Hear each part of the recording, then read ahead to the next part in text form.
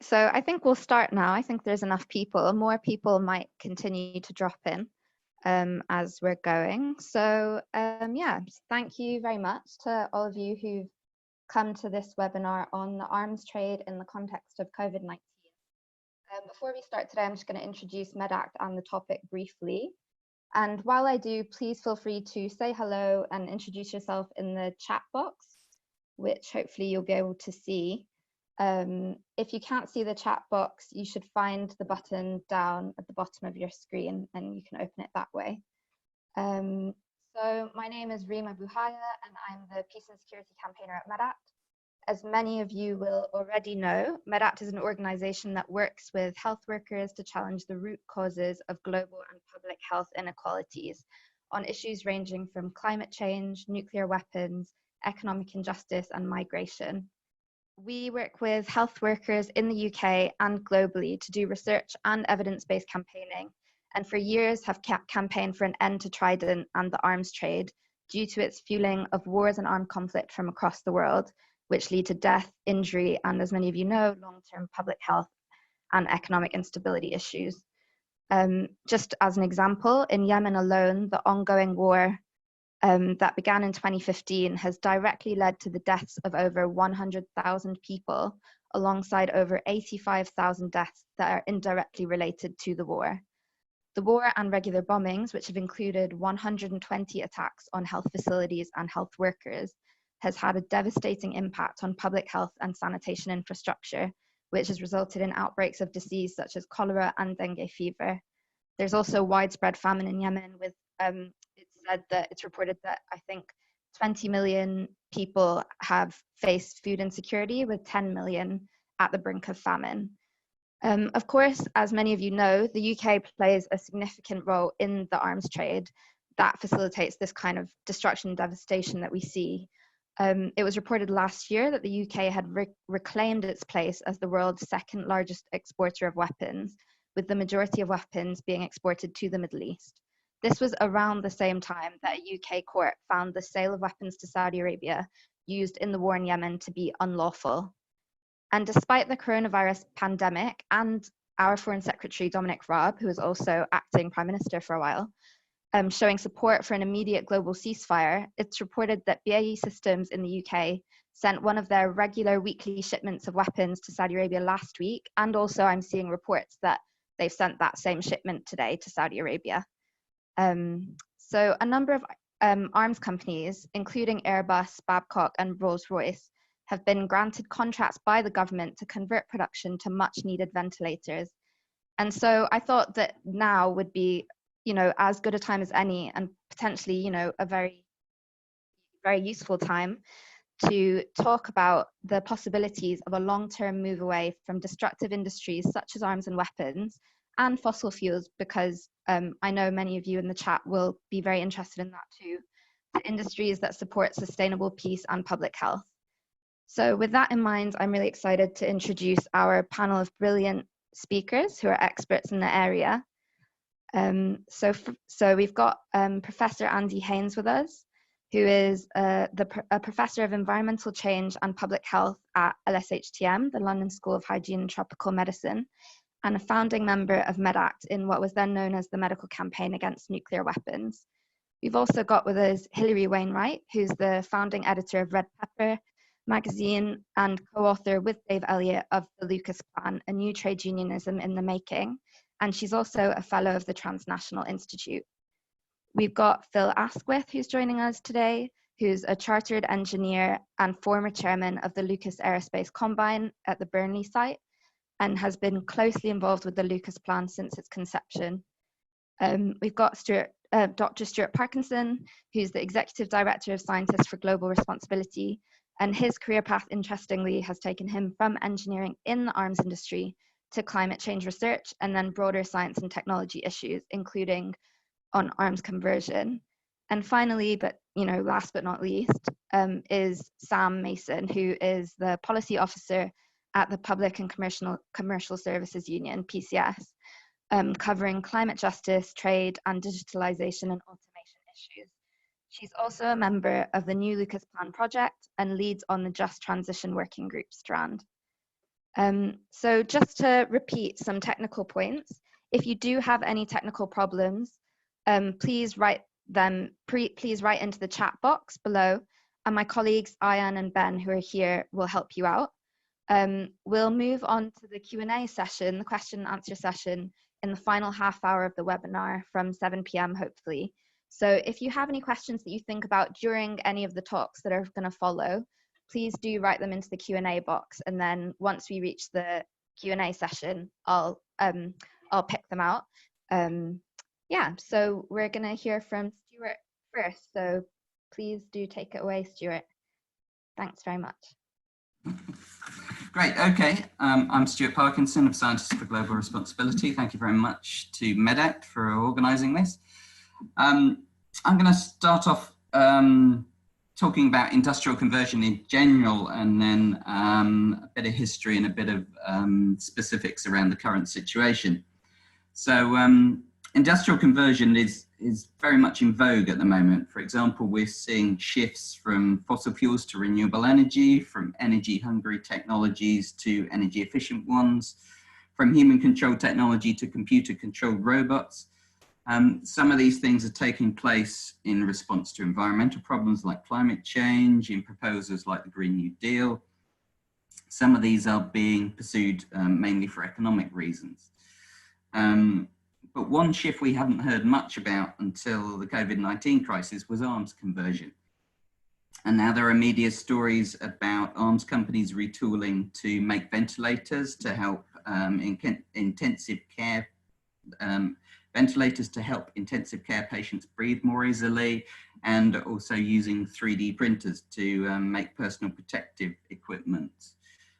So I'm going to talk a little bit about this current situation, but first I want to add just a small bit of jargon and then talk about a little bit of history around arms conversion issues. So the bit of jargon is that there are basically two types of industrial conversion.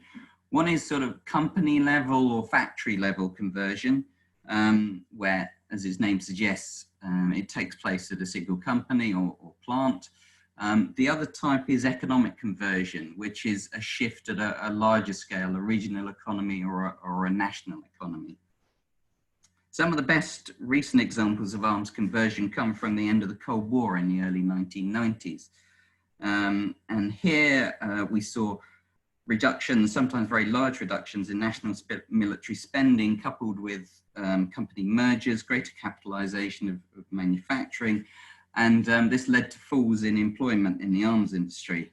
Some governments, for example, Germany, ran specific conversion programs with individual companies.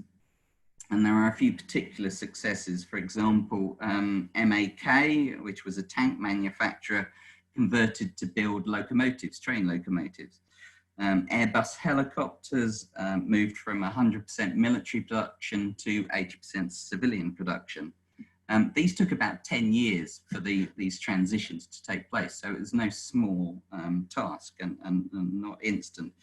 And the successes were due to a combination of regional or national governments working with companies themselves and with trade unions. There are some similar partnerships that currently operate in the UK to deal with fluctuations in military spending, leading to either job losses or in some cases job increases in the arms industry, so sometimes working in reverse. But some of these schemes have some useful lessons for arms conversion as well. Now, the UK situation has been rather different. In the UK, we've seen economic conversion as the main route. And I'm going to give a couple of examples. The first example is a national transition that we've seen since about 1985, the late 80s in particular. And between 1985 and 1995, there was a large decline in jobs in the arms industry. Over 1,000 direct jobs were lost in the industry. And then in the 20 or so years since then, there's been another 20,000 jobs lost in the sector. But since about the year 2000, there's been a massive growth in jobs in the energy efficiency technologies and in renewable energy in the UK. And this has more than compensated for the losses in the arms industry. So to give you some of the latest figures from government and industry, the green industrial sectors in the UK, low carbon and renewable energy, currently employ about 215,000 people in the UK. The biggest areas are energy efficiency products. Compare that with the arms industry, which now only has 135,000 direct jobs. So you can see the green industries are about 60% bigger than the arms industry. The second example I want to give is a transition in Humberside around the city of Hull. Now in 2012, the BAE Systems factory there shrank and 850 jobs were lost. In 2016-17, a new factory was founded called Hull Greenport, which created about 1,000 jobs in manufacturing, particularly making wind turbine blades for offshore wind farms around the UK. So there's been quite a transition, and in both cases, the jobs in the green sector have been larger than the jobs lost in the arms sector. Another example is Lucas Plan, but I'll let other people talk about that. So now coming back to the present day and looking at what's happened as a result of COVID-19 activities in industry. And what we're starting to see in Britain now is some company or factory conversions happening for medical equipment. Now, there are limited details so far. It's hard to glean exactly what's going on, but there are some details in the public domain, and this is what I've been able to gather from the evidence around. So on ventilators, medical ventilators, which are complex machines, as I say, needed to help intensive care patients breathe more easily. Fears of a national shortage led government to put out a call for engineering companies to help produce thousands of new ones. So far, regulatory approval has been given to one consortium called Ventilator Challenge UK. There are 29 engineering companies involved in this, including specialists in medical technology, car production, IT, aircraft, and arms. 7 of the companies involved in this are major producers of arms and other military equipment. The coordination of this consortium is by a public body called the High Value Manufacturing Catapult, which is a nice snappy name. 4 sites have been chosen for production. These include the Airbus site in Wales, in Broughton in Wales. None of the sites were producing military equipment before this, so strictly it's not arms conversion, but it does involve, as I say, some arms companies. The trade unions have been heavily involved in the conversion work, and the orders for this consortium are currently at a minimum of 15,000 ventilators, so a substantial number of units. Then there are some other bids from other companies, and one in particular I'll point to, which is still pending approval from the government, is from Babcock International, which is a leading UK arms company involved in the UK nuclear weapons programme. And then there are a few other examples. For PPE, there are numerous UK arms companies involved. Simply using 3D printers, which are a new type of technology, or fairly new type of technology, to help produce plastic and metal components. And they've been used to produce visors, face masks. Airbus, Babcock, BAE Systems have all been involved in that. But this is a much smaller scale than the sort of things that they usually make. One other example is isolation pods for air ambulances, which Babcock has developed as well. So the implications for future developments that I want to say a quick word about before we pass on to the other speakers. So what the recent situation has shown is that the UK can do company level industrial conversion involving arms companies when government, companies and trade unions work together towards a common goal. And now for COVID-19, it's been on a small scale. The involvement in arms companies has been quite limited.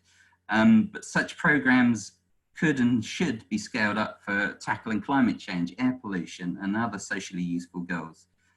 These are the sort of initiatives that should be part of Green New Deal proposals. The involvement of arms companies has often been called Green New Deal Plus. And then to coordinate this, it would be helpful if there was a specific government agency. The name that's commonly used is Defence Diversification Agency, and that could help coordinate the process. And since pandemics and climate change are considered to be major threats in the government's national security risk assessment, these initiatives would have security benefits as well. So you can make a security argument for arms companies transitioning to civilian technologies. So I'll stop there and pass over to the next people. Great, thank you so much, Stuart. So now we're just going to hear from Phil, who is an ex-chairman of the Lucas Aerospace Combine, as I said before, from the Burnley site. So yeah, Phil, if you want to take it over now. Thank you. Okay, thank you, Reem. I've got a lot of ground to cover in a short time, and it will sound a little like saying that Tolstoy's War and Peace was about Russians. So here we go. When we launched the plan in 1976, none of us ever dreamt that we would be speaking about it at conferences 40 years later. I'm sure the main reason the plan has retained its currency is that the problems which we were addressing in the 70s are essentially the same problems which confront us now, only writ much larger and much more urgent. Originally entitled the Corporate Plan, the plan was compiled in 1975 by the Combine Shop Stewards Committee as a strategy to preempt the impending crises and job losses in Lucas Aerospace. The main objective of the plan was to protect defence workers' jobs by proposing the development and manufacture of socially useful products as an alternative to weapons in a declining defence sector. Lucas Aerospace itself employed about 18,000 mainly high-risk skilled workers at 14 sites around the UK, and the Lucas Aerospace Combine, a grassroots organisation, consisted of all blue and white collar trade unions and represented virtually the entire workforce up to a very senior level. The Combine itself was powerful industrially, but proactive rather than reactive. And in fact, its approach has been described by one of our speakers as a new trade unionism in the making. Without the Combine, there would have been no plan. So following its launch in 1976, the plan, to our surprise, became an international cause célèbre and enjoyed its 40th anniversary in 2016. That dates me. This was celebrated by a special conference organised by the new Lucas Plan Group. So how and why did the Lucas Plan begin, and why has it endured for over 40 years? Background is, in the 1970s, job losses in British industry, including Lucas, were hemorrhaging for a variety of quite fundamental reasons, giving rise to the new phenomenon of structural unemployment. In addition, a new Labour government in 1974 was elected twice, pledged to defence cuts, so this compounded the prospect of job losses within Lucas Aerospace. The Combine Shop Stewards Committee considered various workers' struggles and strategies to save jobs, such as nationalisation, occupation, work-in, sit-ins, campaigns for the retention of the existing products, but none of those seemed appropriate to us. It seemed to us that struggles based on the continued manufacture of products that no one wanted were doomed to failure, and that was particularly true of the weapons industry. The Combine requested a meeting in November '74 with Tony Benn, the Secretary of State for Industry in the new Labour government, to discuss defence cuts. Benn's advice was very clear, that the Combine had time and therefore should plan alternative industrial strategies and products, and to use the members' skills in the planning process. So after much discussion at the next Combine meeting, the way forward suddenly became clear. The Combine decided to draw up an alternative to the company's corporate plan independently. If defence workers' skills were no longer required to make weapons, they should be used to benefit society. This was consistent with decades of Labour Party policy and trade union policy, but no one had ever planned the nuts and bolts of the conversion process. This would be a plan to save jobs by making products to fulfil the unmet needs of society. Products to be measured by their use value, not their exchange value. We talked of social profit from socially useful products. After all, the definition of profit on weapons contracts was purely political. We were aware that we were heading into uncharted waters. There were no union manuals and no precedents for alternative plans. Over a year, we consulted the workforce and some sympathetic experts and academics, Andy being one of them. It was a long and strenuous process. However, there was a massive outpouring of creativity, which resulted in dozens of alternative products in 6 product groupings such as energy conservation, renewables, medical technology, and so on. Examples of the specific products proposed were, believe it or not then, hybrid car engines, a road rail vehicle, electric cars, wind turbines, solar technology, fuel cells, and microprocessors, which we now call chips. All looked futuristic then, and the company tried to denigrate the plan by saying it was in the domain of the brown bread and sandals brigade, which made us laugh. The technology is everyday now. So our members' technological forecasting was spot on, an endorsement of the bottom-up approach. So as far as we knew, this was the first concrete alternatives set to arms production, the first time ever, and it helped to remove jobs from the disarmament debate. It's formed a major contribution to the international peace movement, which embraced the plan enthusiastic, and indeed the Combine was nominated in 1979 for the Nobel Peace Prize, which we didn't get, by the way. So the plan was not just about products, the plan was also challenging the way in which products are produced, where skill and creativity are designed out of the production process. We proposed a reversal of this to human-centered production systems. It was axiomatic that we were challenging the misuse and abuse of science and technology. These are not a given. Their use is directed and for too long away from the socially useful economy.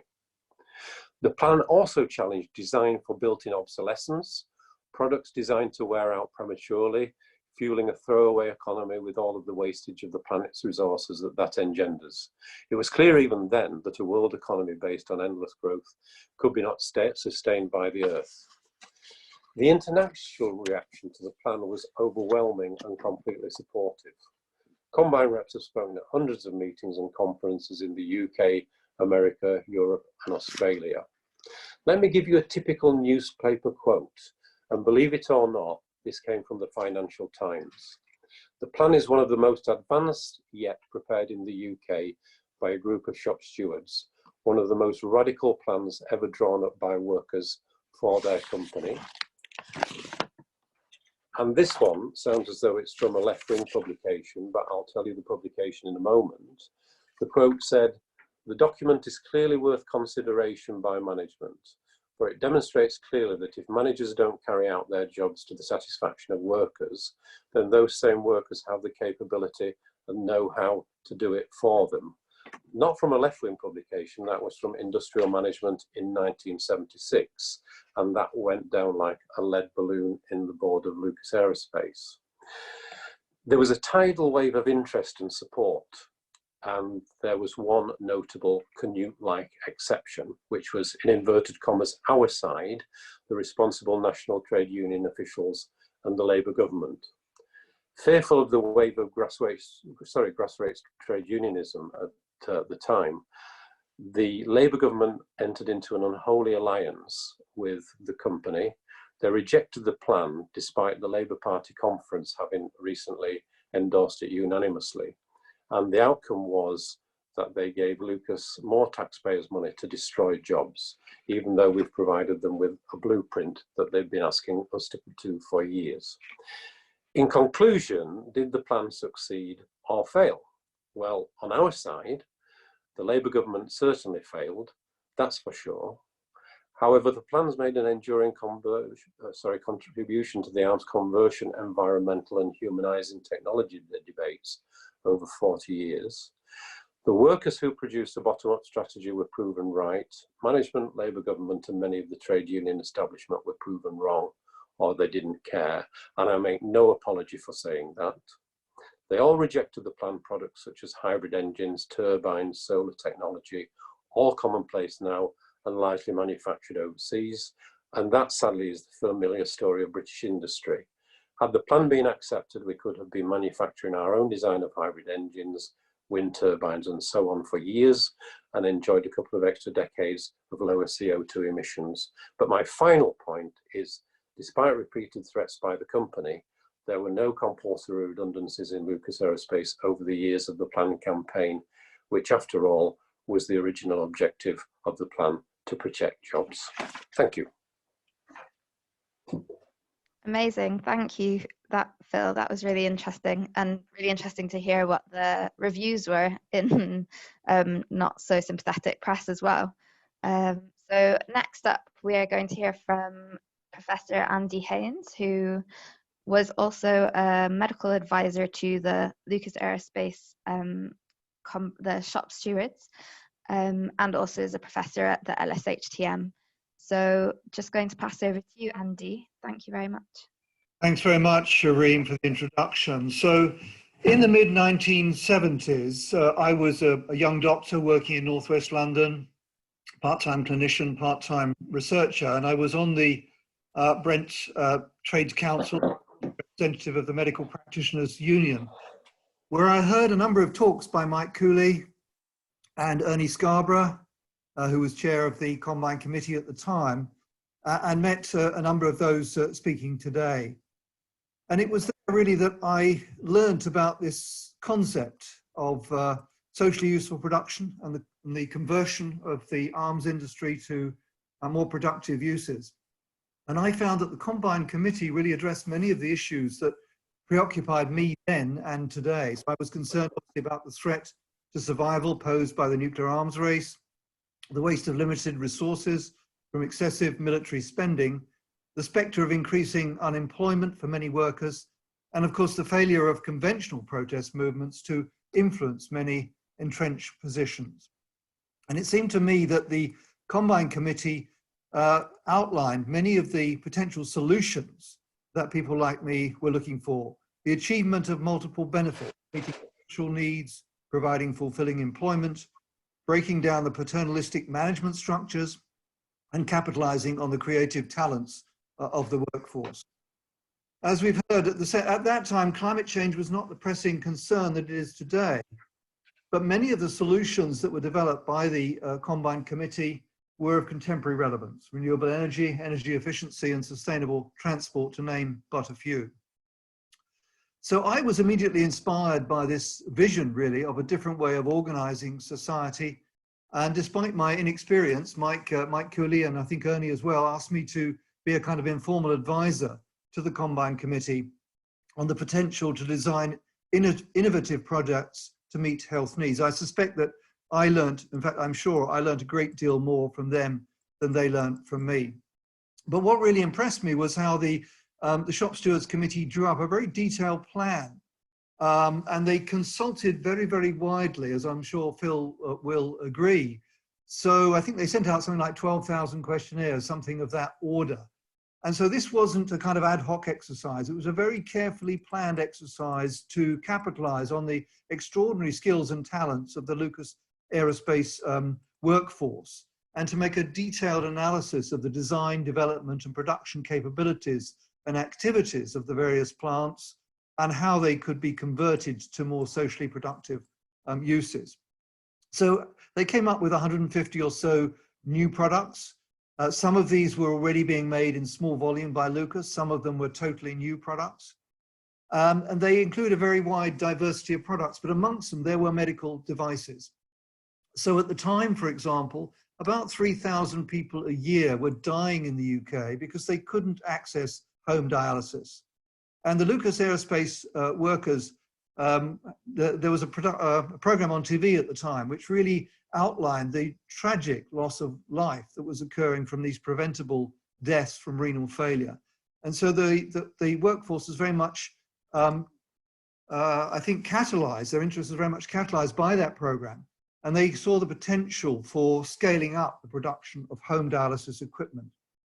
Other workers also developed portable life support system for use in ambulances, which of course we take for granted today, but at the time was absolutely groundbreaking.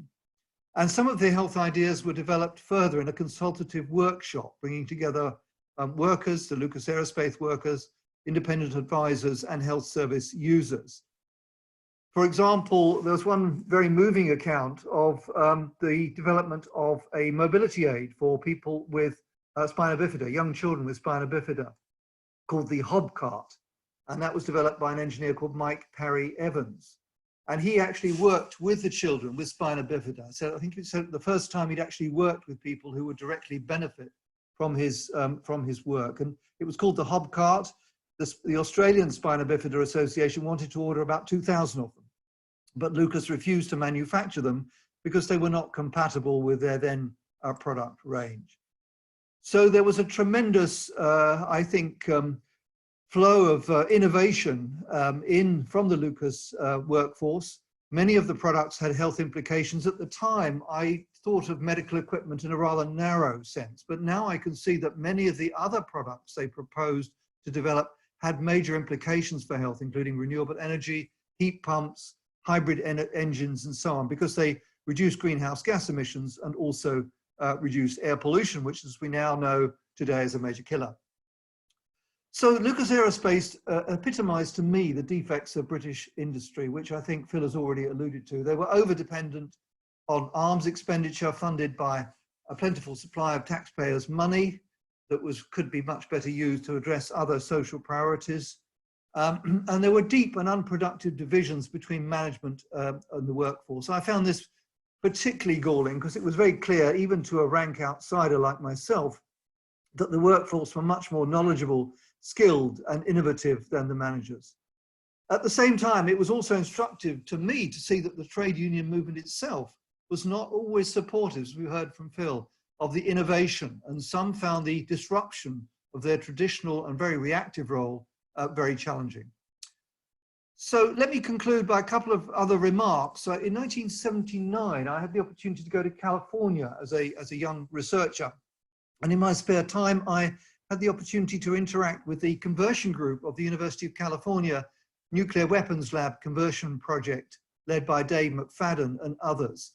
And they'd been working for several years towards the conversion of the Lawrence Livermore laboratory from weapons to non-weapons work. And their belief was that the continuing nuclear arms research and development increased the risk of nuclear war, and that the US had a responsibility in particular to take the initial steps to turn around the nuclear arms race. They actually made very good inroads into the Lawrence Livermore workforce, and they found actually a lot of sympathy and support from within the Lawrence Livermore lab employees. And what was striking to me was that they were actually quite knowledgeable about the work of the Lucas Aerospace Shop Stewards Combine Committee.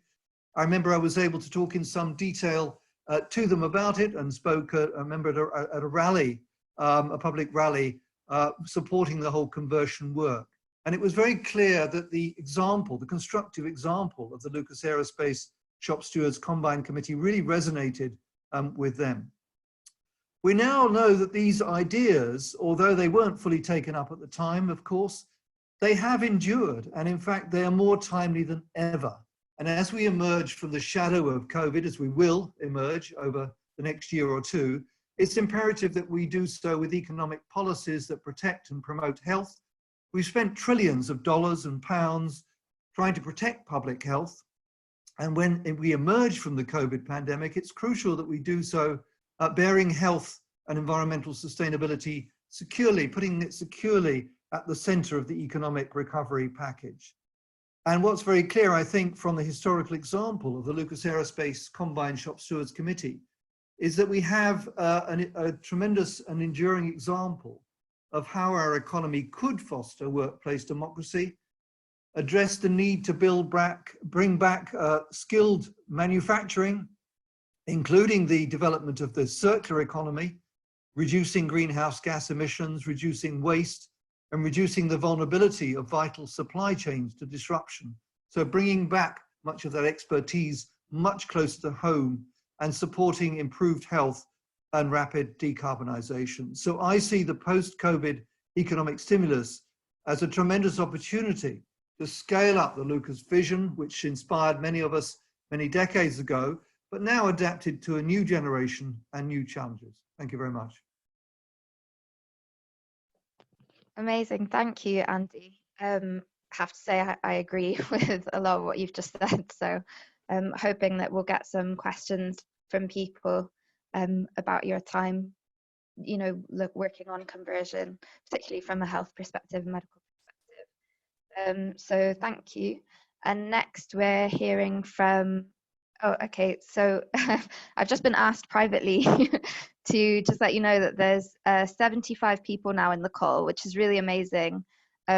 Really amazing to have that many people interested in the issue of arms conversion and the arms industry moving forward.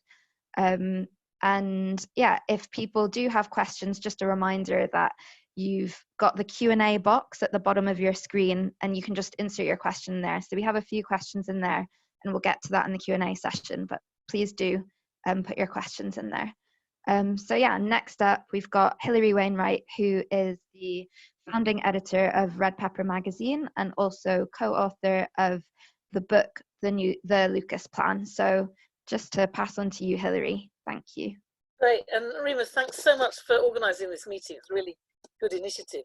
And also to see, the frustrating thing about Zoom is that there are lots of good things about it, but you can't see people. And I can see in the list some really knowledgeable people. There's Bruce Kent, you know, who's in a way such an inspiring leader of CND and the whole disarmament movement internationally, and many other people who also have a real expertise. I hope we can encourage not just questions, but also contributions, because I think, as Andy stressed, I mean, and Stuart, this is a time of opportunity as well as a time of tragedy.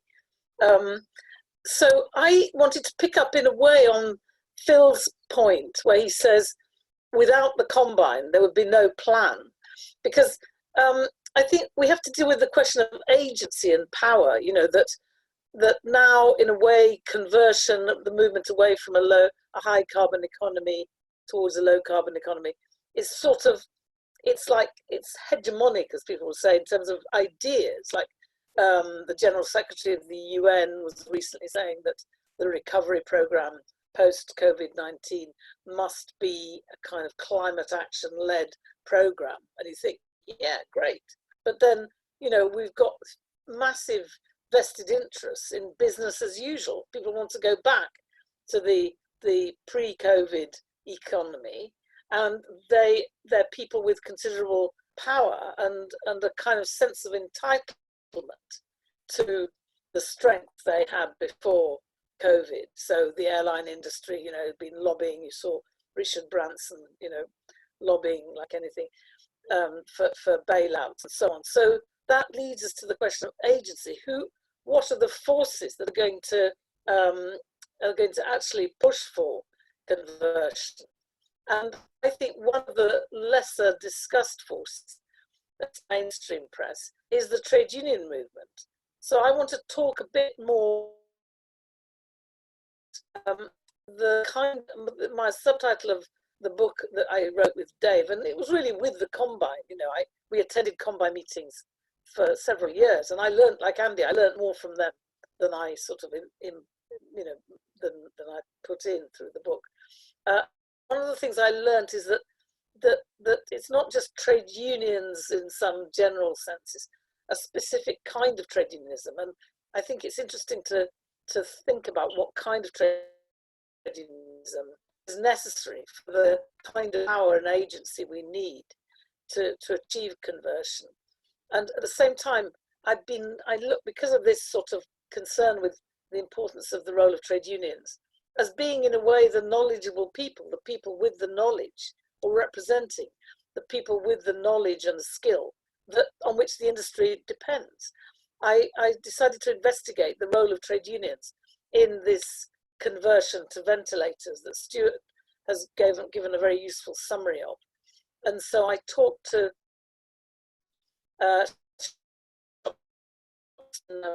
in the Airbus factory in North Wales. So in my sort of thoughts on trade unionism, I'll draw on that, the Lucas experience, the Airbus experience, and then finally on a kind of almost like negative example in order to throw into relief the positive examples. I did, during the whole debate about Trident, you know, when Jeremy Corbyn was leader of the Labour Party, I went up to Barrow to meet the trade union conveners there. And although there had been a tradition of interest in conversion up in Barrow, when it was Vickers, the Vickers workers were actually always putting forward ideas. And then even when it was BA Systems, there was a kind of committee looking at conversion and alternatives. But by now, British Aerospace had basically, I don't know whether you'd say bought off, but I mean, they provided very good ways. Also, now are a multinational, yeah, and multiple. Hilary, Yeah. can I just quickly ask, can you just switch off your video, because I think your internet connection means you're stalling, the audio is stalling a bit, so if you could just turn off your video, thanks. That's fine, yeah. Okay, so they were able to kind of, when there was a dip in the demand for Trident, they could move their production, move their capital elsewhere, and there was no sort of impetus or pressure on them to look for alternative products by the company, that is. And so anyway, they were a very narrow kind of trade unionism. The thing about the Lucas Combine is firstly that it saw its members not simply as wage earners, but as knowledgeable people, producers, as skilled creators. And that ran through all its sort of ethics and its thinking.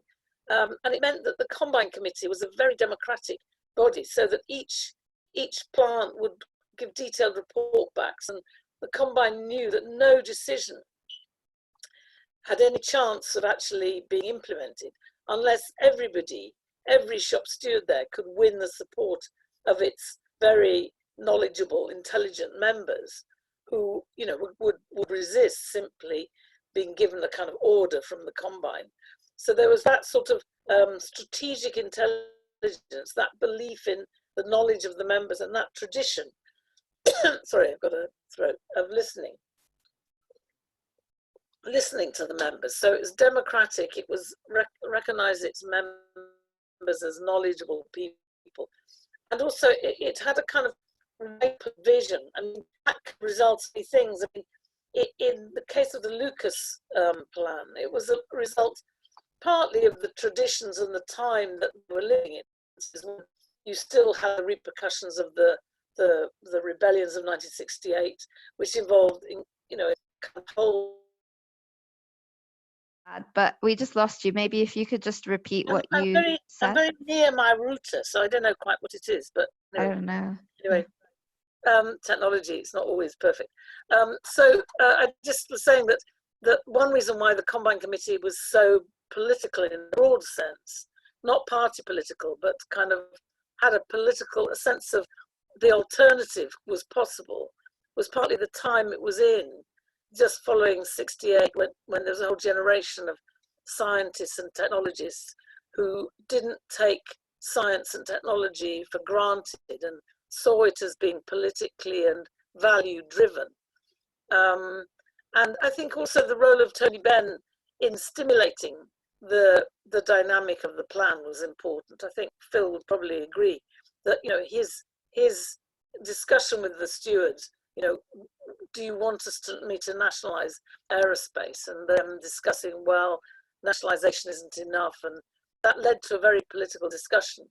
Now, in the case of the workers in Airbus, it's been the health crisis. So the workers who are involved in the ventilators, they volunteered. Not all the workers are involved in it, but a large number volunteered to be involved in this because of their belief in the NHS. So that points to a trade unionism that has got a political vision, as well as a belief in its members' capacities.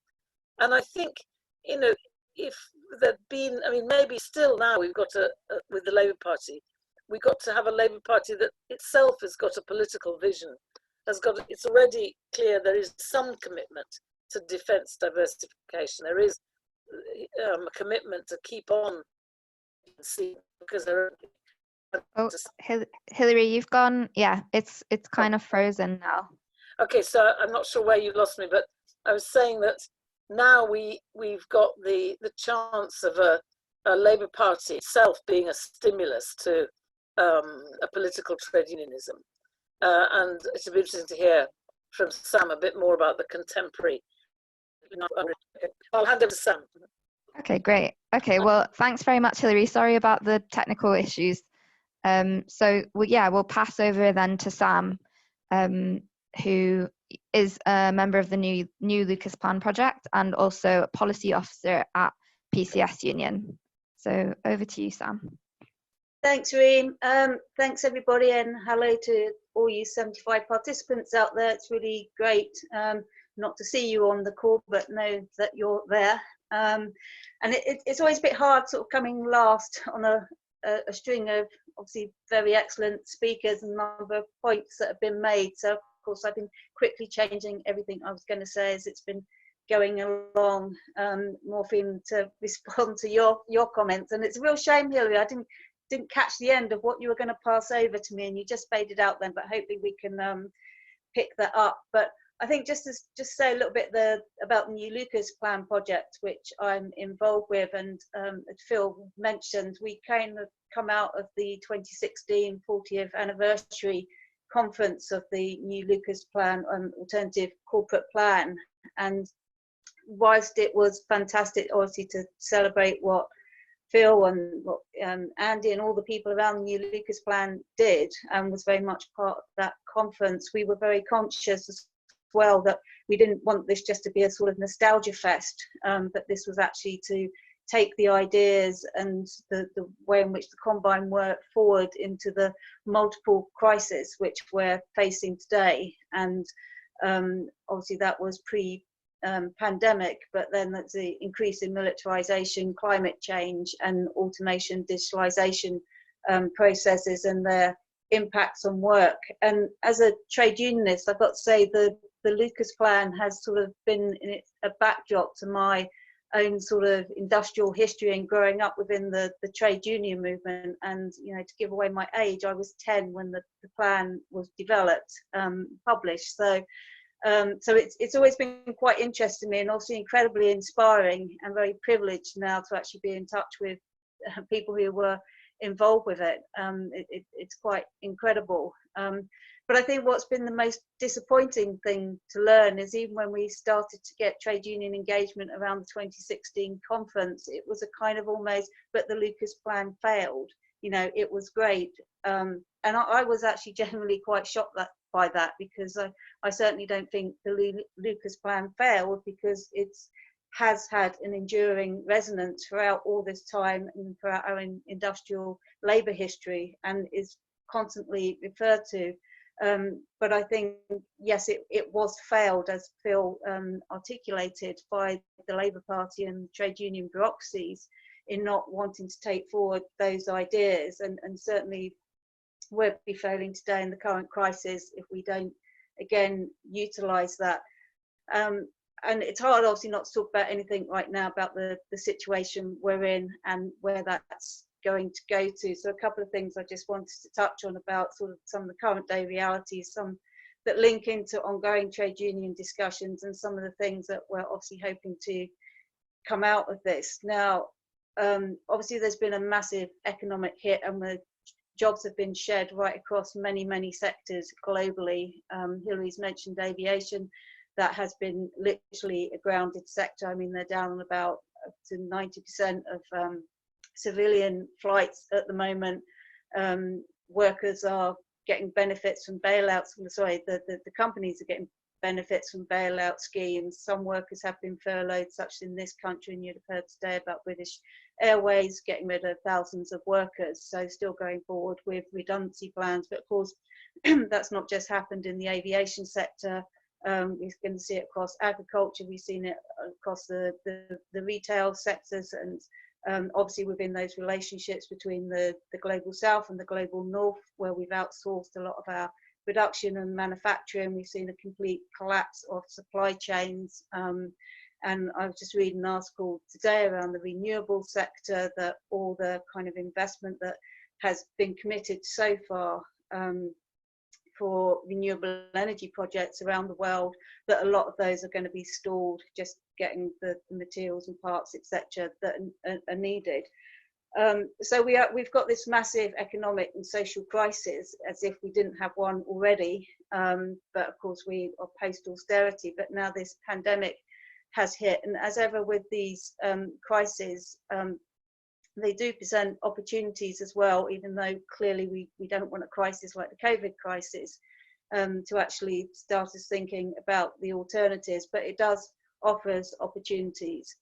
We had this long debate in the trade union movement around what we call a just transition, which in brief, for those who are not familiar with the terminology, is just in short, social protections for workers, consultations with trade unions, protection of pensions, retraining, reskilling, just to put it very in concise terms. And that's an accepted agreement across the trade union movement. It's in the Paris Climate Agreement.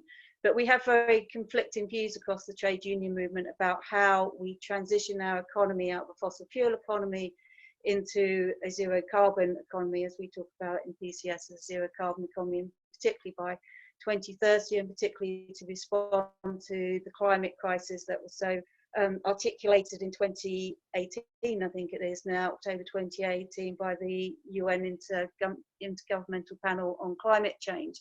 Now, of course, linked into all of this, you have the arms industry as well, which is very rarely talked about. And we've had lots of encouraging discussions in the past year, particularly around things like the Green New Deal. We have that in the UK, there's a European Green New Deal, there's a global Green New Deal discussions. But the arms sector and militarization is very much left outside of that. And I think somebody had referred to it earlier about Green New Deal Plus, it might have been Stuart.